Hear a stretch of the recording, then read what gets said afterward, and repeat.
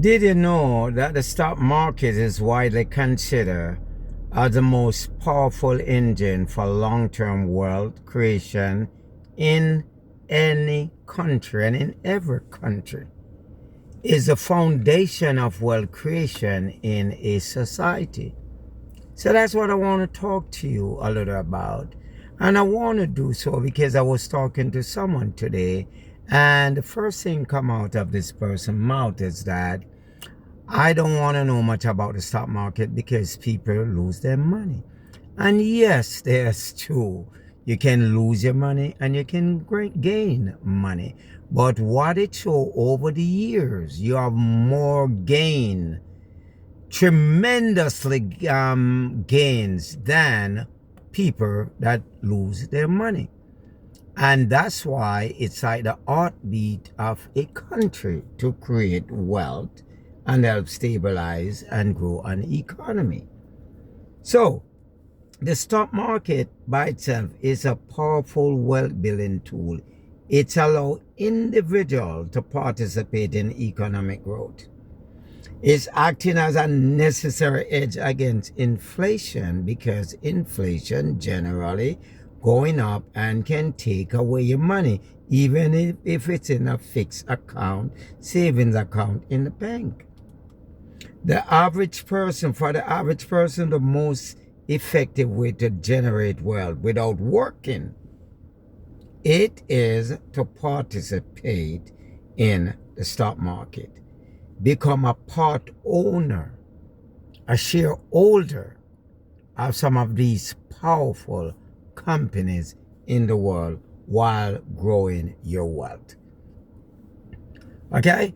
So, the edge against inflation, yes, is up and down, but if you take a look at savings account and see what they are and what they're doing over the years, decades, okay, they're not inflation fighters. So you need something that can fight inflation.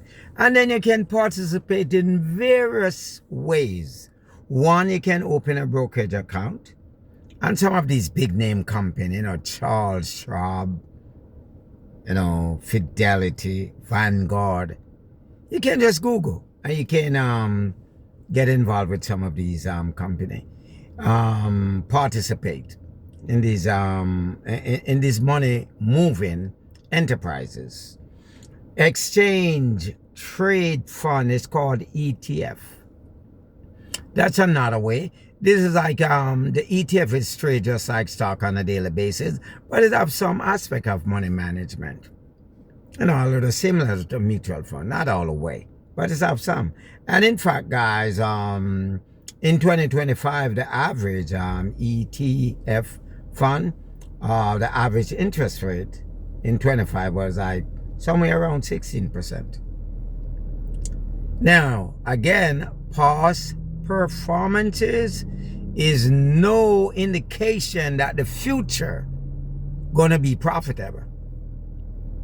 It's not a guarantee. But if you look what's going on over the years, if your money is not growing, it's guaranteed for it to become less and less because of inflation, the power going down. And that's one reason you have to. The next thing I want to talk about the mutual fund.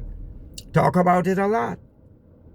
A mutual fund is provide dividends, capital gains, and capital appreciation. Capital gains basically when companies sell shares and and gain profit from even selling out an other company. Capital gains, you get some money from that. Capital appreciation, the market go up over time.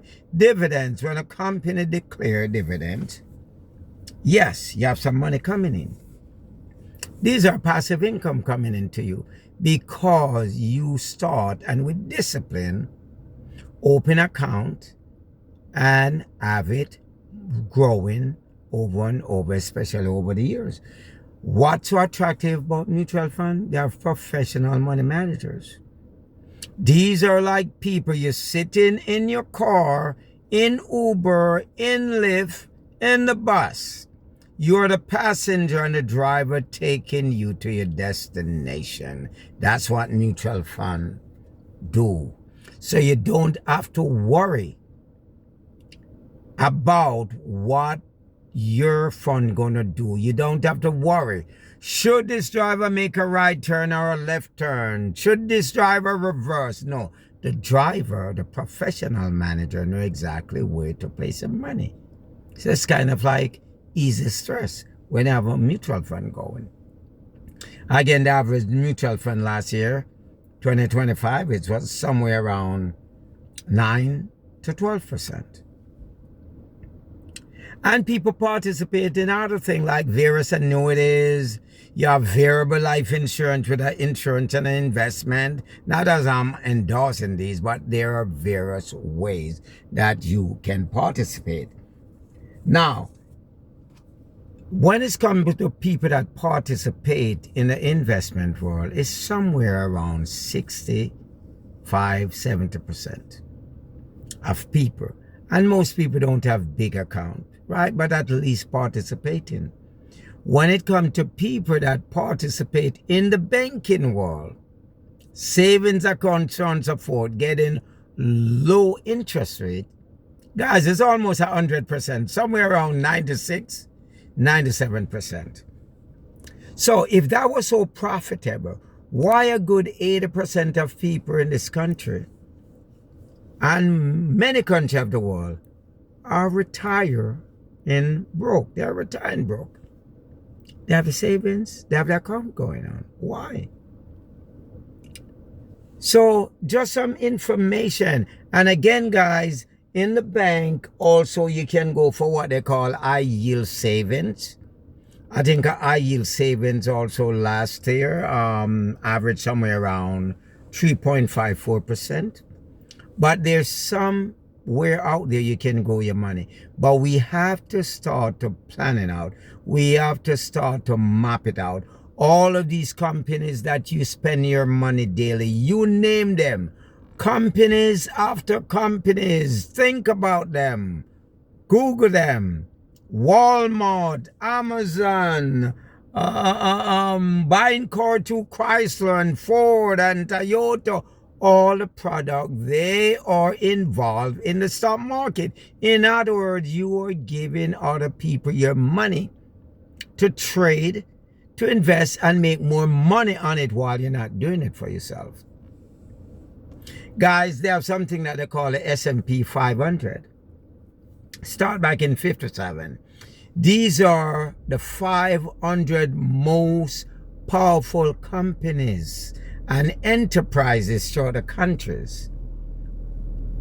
And these are, sometimes they change it over the years. A company not doing well, they may be, get out, and then you have other company add to it. But then again, when you participate in the S&P 500, it's just as I mentioned before, you can go on some of these big companies, brokers out there, and you're in. I'm just giving you another way to look in terms of growing your wealth.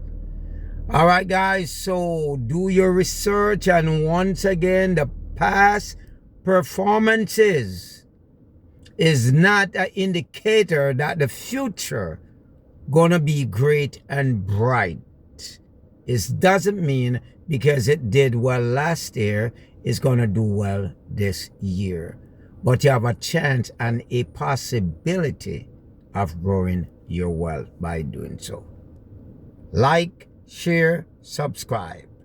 Bye.